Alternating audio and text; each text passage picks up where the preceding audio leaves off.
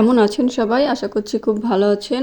সবাইকে স্বাগত জানিয়ে আবারও একটা আমি রেসিপি নিয়ে আসলাম, কুলের আচার। এই কুলের আচার বানানোর জন্য এখানে আপনারা দেখতে পাচ্ছেন অনেকগুলো কুল নিয়ে এসেছি।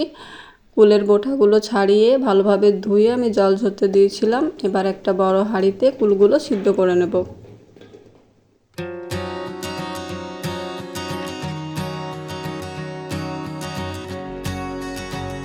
প্রথমত কুলগুলোকে সেদ্ধ করে নেব, তার জন্য হলুদ আর লবণ দিয়ে দিলাম, তারপর দিলাম একটু জল। ভালোভাবে নেড়ে আমি এটাকে সিদ্ধ করতে দিলাম। কিছুক্ষণ সেদ্ধ হবে, তারপর এটা নামিয়ে রাখবো। খুব বেশি সিদ্ধ করার দরকার নেই। এই দেখুন, দেখে বুঝতেই পারবেন কতটা, দেখে বোঝা যাচ্ছে কতটা সেদ্ধ হয়ে গিয়েছে। প্রায় কুলগুলো একটু গলে যাবে, তারপর নামিয়ে রাখবো।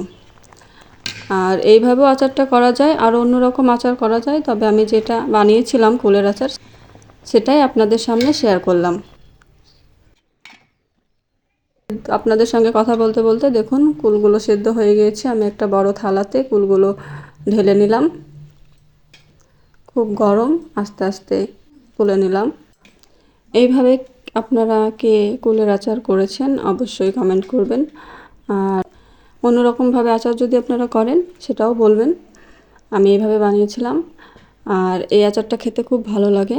সবগুলো ঢালা হয়ে গিয়েছে। এবার আমি এই থালাটা রোদ্রে শুকোতে দেব। কিছুদিন রোদ্রে শুকিয়ে নেব, তারপর এই আচারটা আবার আমি তেলে দেব। এটা প্রথম দিন শুকোতে দিয়েছিলাম, তারপর পরের দিন অনেকটাই শুকিয়ে গেছে। এইভাবে কিছুদিন শুকিয়ে নিলাম। ফাইনালি এবার দেখুন অনেকটাই শুকিয়ে গিয়েছে। এবার আমি তেলে দেব। আর এই আচার বানানোর জন্য একটা মশলা রেডি করতে হবে। তার জন্য নিয়েছি গোটা জিরে, পাঁচফোড়ন, গোটা মৌরি, গোটা ধনে, শুকনো লঙ্কা, তেজপাতা। গোটা জিরে, গোটা ধনে, তেজপাতা, শুকনো লঙ্কাগুলো আমি দিয়ে দিলাম, আর পাঁচফোড়নটা এখন দেব না। এবার এগুলো আমি কিছুক্ষণ ফ্রাই করে নেব, তারপর এটা আমি থেতো করে নেব ভালোভাবে, বা আপনারা মিক্সিতে এটা পিষে নিতে পারেন।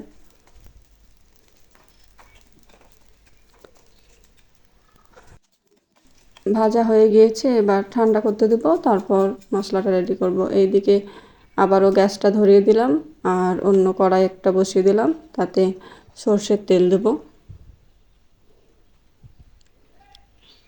বেশ খানিকটা সর্ষের তেল লাগবে।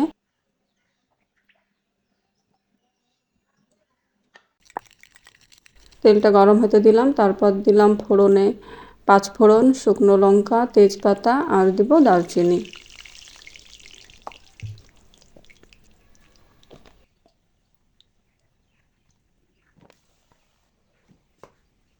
কিছুক্ষণ জাল হওয়ার পর দিয়ে দিলাম শুকনো কুল। ভালোভাবে নাড়তে হবে।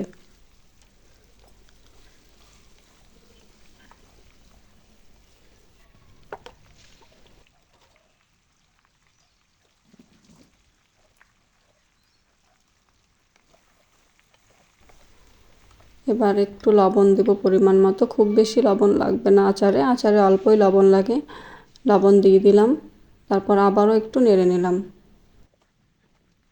এবার পরিমাণ মতো চিনি দিয়ে দিলাম আমি। এই আচারটা গুড় দিয়েও করা যায়, তবে বাড়িতে চিনি আনা ছিল, তার জন্য আর গুড় নিয়ে আসিনি। চিনি দিয়ে আচারটা বানিয়েছিলাম। চিনি দিয়েও খেতে ভালো লাগে। অল্প পরিমাণ তেঁতুল জল দিলাম। তেঁতুল জল দিলে আচারের স্বাদটা আরও খেতে ভালো লাগে।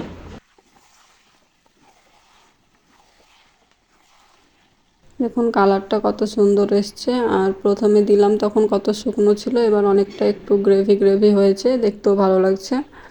চিনিটা দিলাম, তার জন্য একটু জল বেরিয়েছে। এবার যে মশলাটা রেডি করে রেখেছিলাম সেই মশলাটা দিয়ে দিলাম। এই ভাজা মশলাটা মাস্ট, এটা দিতেই হবে। এইভাবে বানিয়ে মশলাটা দিবেন, আচারটার টেস্টটা আরও বেড়ে যাবে। আচার প্রায় রেডি, আর একটু পরে নামিয়ে রাখবো। গ্যাসটা অফ করে দিলাম। একটু ঠান্ডা হবে, তারপর বাটিতে তুলে রাখবো। কাচের বয়ামে পরে রাখবো ঠান্ডা হয়ে গেলে। আর অবশ্যই এইভাবে একবার বানিয়ে কুলের আচার খাবেন, আর আমাকে কমেন্ট করতে ভুলবেন না। সম্পূর্ণ রেসিপিটা যদি আপনাদের ভালো লেগে থাকে অবশ্যই আমার চ্যানেলটা সাবস্ক্রাইব করতে ভুলবেন না। দেখা হচ্ছে অন্য কোনো রেসিপিতে। আজকের মতো এখানেই শেষ করলাম। ভালো থাকবেন, সুস্থ থাকবেন, টাটা।